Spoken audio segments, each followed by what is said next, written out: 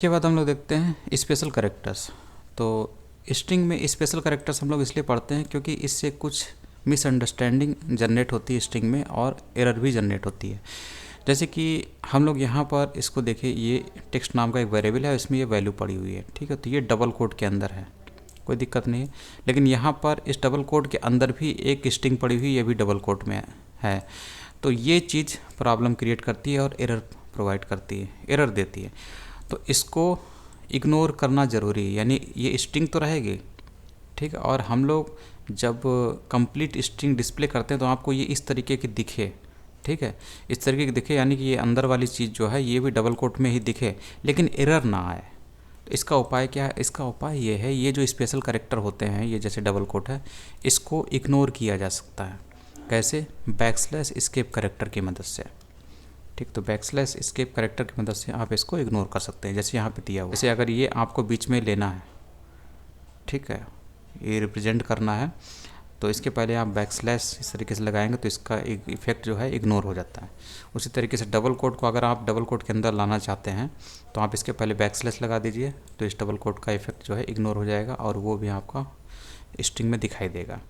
या फिर इस टाइप का आप सिंबल या बैकस्लैश लाना चाहते हैं तो उसके पहले बैकस्लैश डाल दीजिए। ये जो स्पेशल कैरेक्टर हैं, इनके इफेक्ट को न्यूट्रलाइज करने के लिए आपको उसके पहले बैकस्लैश डालना पड़ता है।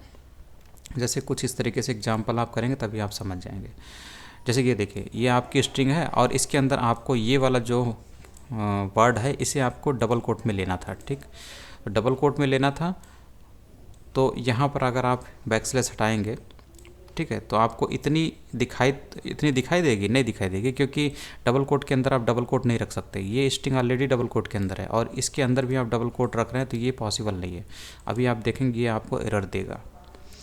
तो इसीलिए हम लोग ये एरर ना दे और ये जो चीज़ है ये भी आपके स्ट्रिंग में मौजूद होती हुई दिखाई दे, तो इसके पहले हम लोग एस्केप कैरेक्टर्स ऐड कर सकते हैं, ठीक है, ताकि इसके इफेक्ट को न्यूट्रलाइज कर दिया जाए। ये जो स्पेशल कैरेक्टर है, ठीक, ये जो स्पेशल कैरेक्टर है डबल कोट, अब देखेंगे आपकी ये एरर गायब हो जाएगी और आपको कंप्लीट स्ट्रिंग इस तरीके से दिखाई देगी, और जिसमें आपका ये जो वर्ड है ये भी आपको डबल कोट में दिखाई देगा। तो इस तरीके से आप इसको कर सकते हैं।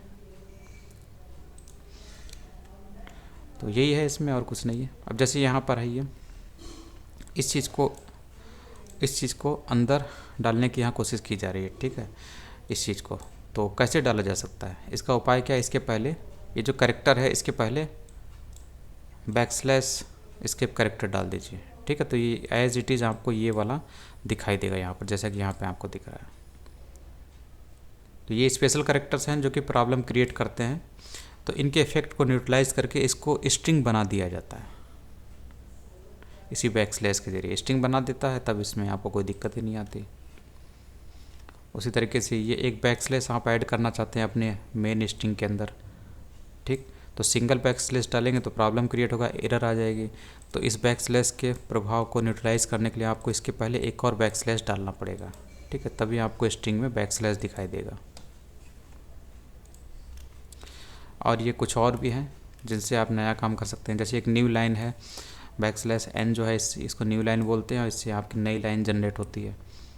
उसके बाद एक कैरेज रिटर्न है, और ये टैब है स्पेस बनाने के लिए है, एक बैक स्पेस बनाने के लिए है, ये फॉर्म बीट है।